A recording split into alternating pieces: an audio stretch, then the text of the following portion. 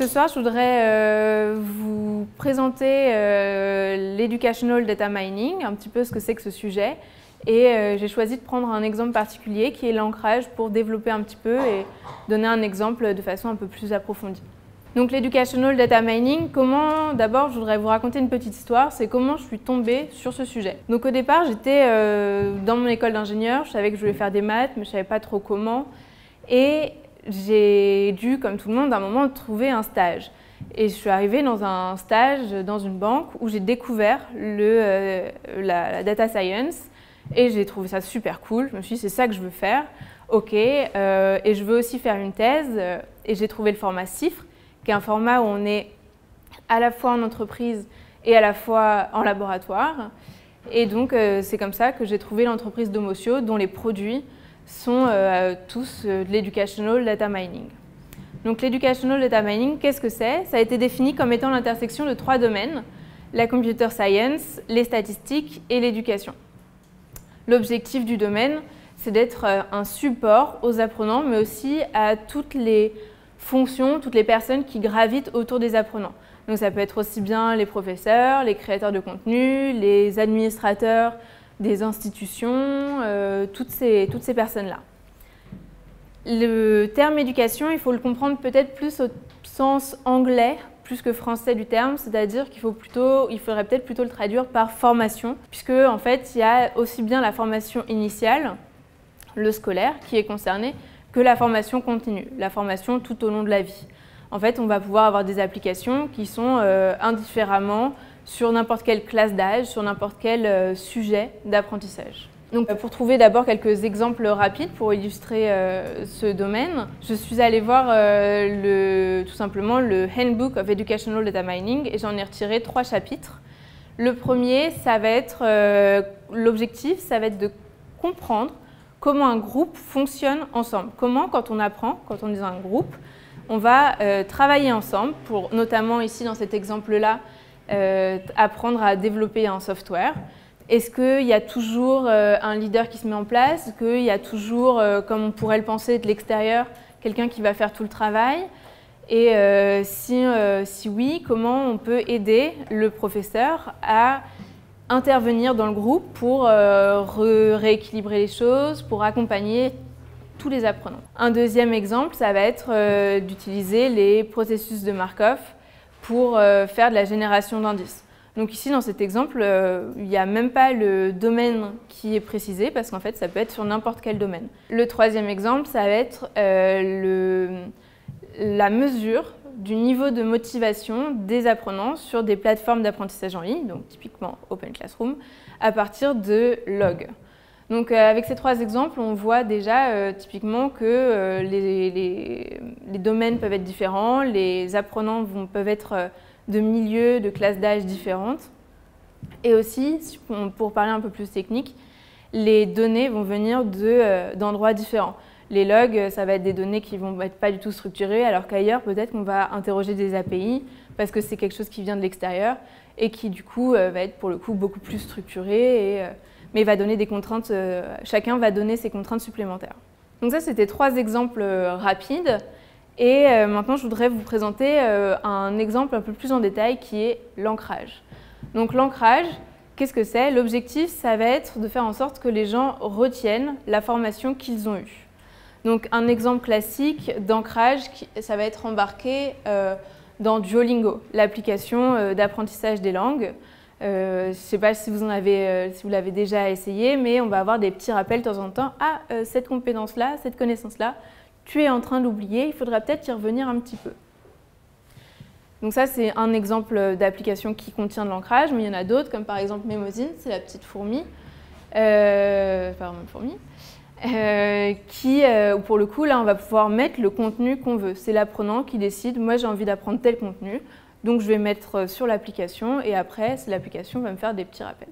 L'ancrage, c'est la première chose sur laquelle j'ai dû travailler quand je suis arrivée chez Domotio. Moi, j'ai vu par exemple toutes ces applications, j'ai vu qu'il y avait chacune avait une solution technique un petit peu différente, toutes ne disent pas exactement comment elles fonctionnent d'ailleurs, donc je me suis un peu demandé, mais alors il y a toutes ces solutions, toutes ces possibilités, comment je vais me lancer, comment je vais décider plutôt d'une chose ou d'une autre. Et je me suis dit, en fait, je vais commencer par voir un petit peu ce que nous raconte la psychologie cognitive sur le domaine. Et j'ai retenu 3 choses principales. La première, c'est que se tester va permettre de mieux retenir sur le long terme que simplement relire des textes ou un contenu. Donc c'est quelque chose qui est montré notamment avec cette expérience, où là, les expérimentateurs ont décidé de faire 3 groupes, où les 3 groupes devaient apprendre un même texte. Le premier groupe, il n'a que le droit à faire des relectures, donc il fait 4 relectures du texte. Le deuxième groupe, il fait 3 relectures, et à la fin, il se teste une fois sur le texte. Le dernier groupe, il fait une lecture pour découvrir le texte, puis après, il ne fait plus que du test. Il ne revient pas au texte.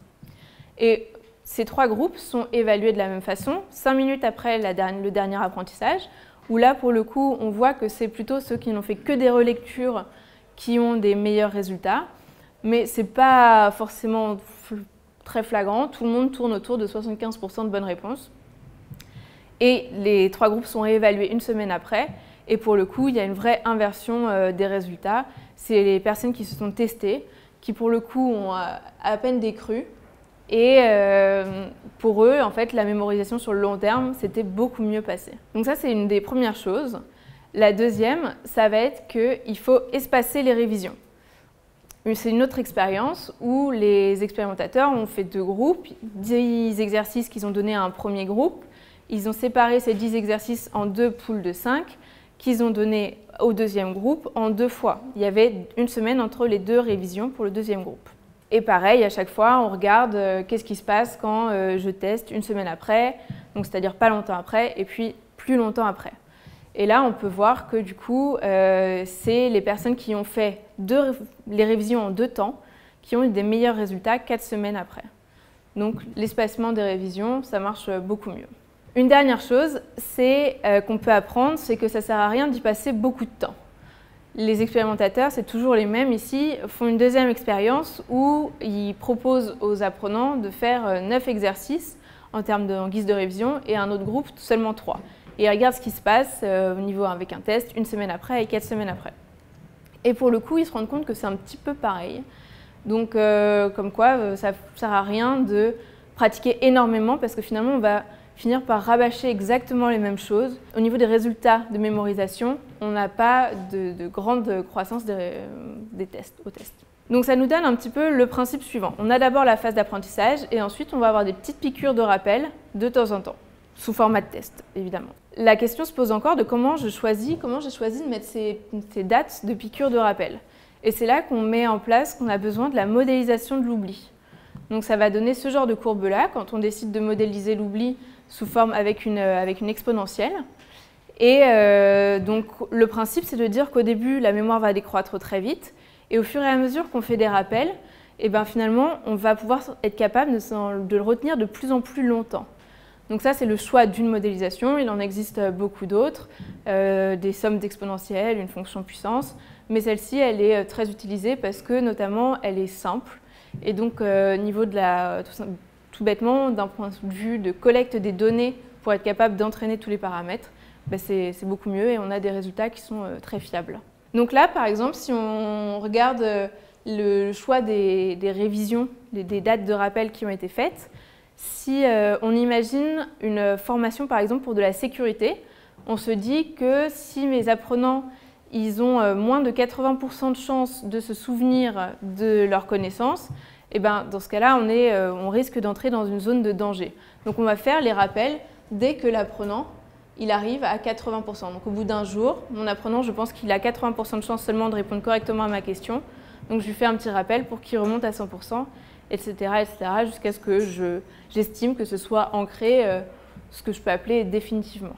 Donc finalement, les 3 choses que j'ai cherché à vous présenter ce soir, la première, c'était que l'Educational Data Mining va pouvoir s'appliquer à beaucoup d'apprenants différents. En fait, c'est tous les apprenants et ça va être tout au long de notre vie. La deuxième, c'est qu'il y a 2 choses principales pour être capable de retenir quelque chose dans le temps au niveau d'un apprentissage. C'est qu'il faut se tester légèrement mais de façon espacée. Et la dernière chose, c'est que l'Educational Data Mining est indispensable de la psychologie cognitive. Sans ça, il y a trop de possibilités qui s'offrent à nous Et si vous avez déjà un petit peu entendu parler de data mining, en fait, assez vite, vous allez rapprocher ça du fait que si on a des connaissances métiers, ça va toujours nous permettre d'enrichir les modèles et d'avoir des meilleurs résultats. Sur la notion de testing, en fait, comment dans les études, qu'est-ce qu'ils entendent par test? Des fois, ils précisent, c'est-à-dire qu'il y a différents types de tests. Ça peut être quand c'est des questions ouvertes, il faut vraiment faire un effort qui est plus grand, c'est-à-dire est-ce que vous vous souvenez comment on dit pomme en anglais? Il faut sortir Apple tout seul. Ou alors, est-ce que c'est un QCM, parmi ces 3 mots, qu'est-ce qu'il veut dire pomme en anglais? Et on propose 3 choses. Ça va être effectivement 2 types d'exercices différents, mais ce n'est pas toujours précisé. Et il y a eu des études sur les 2 types d'exercices qui ont été faites et qui montrent à chaque fois que le testing donne des meilleurs résultats. Et une des choses très intéressantes aussi, c'est que c'est vraiment le testing qui donne des bons résultats. C'est-à-dire que même si on n'a pas la réponse qui nous est donnée après coup, ça permet quand même de mieux retenir. C'est-à-dire que même si on a tendance à se tromper, ça va quand même donner des meilleurs résultats au niveau de la mémoire. Parce qu'on fait un effort, en fait. En fait, c'est pour l'apprentissage extrêmement précis, genre la date préservative ou comment on appelle pomme en anglais. Pas nécessairement. Ça peut être... c'est effectivement plutôt comme ça que c'est testé en général dans les papiers parce que c'est tout simplement plus simple à évaluer. Après, on arrive aussi effectivement sur des notions de compétences qui sont... comment je peux dire qu'une compétence c'est correctement assimilée? Par exemple, comment je peux dire qu'un code est bien fait? Est-ce qu'il est vraiment optimal ce code? De toute façon, je n'ai même pas la réponse. Donc, effectivement, quand on arrive, il y a des moments où on arrive sur des compétences où dire oui ou non, où c'est vrai que c'est quand même un peu le principe du test, en fait, c'est plus possible.